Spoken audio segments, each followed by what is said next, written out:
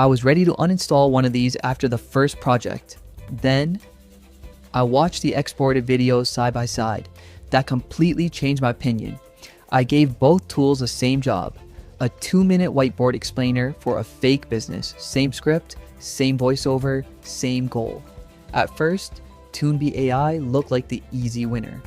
I typed a prompt, let the AI do its thing, and within a few minutes, I had something that actually looked usable. I remember thinking, okay, this is going to save people a ton of time. Then I opened Doodly. It felt slower, way slower. You're placing scenes, adjusting objects, changing timing.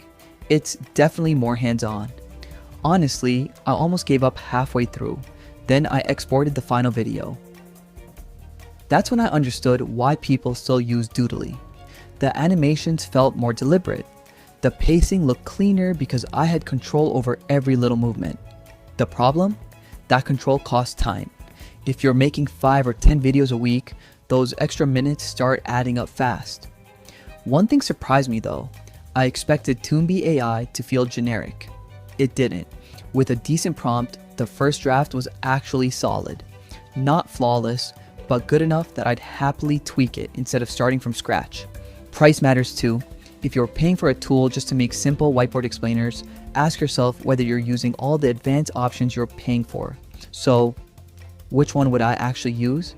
If I needed quick content for YouTube, social media, or client drafts, I'd probably reach for Toonbee AI first because it gets me moving fast. If I were building training videos, educational content, or presentations where every scene has to look exactly right, I'd still pick Doodly. Neither tool made the other one feel obsolete.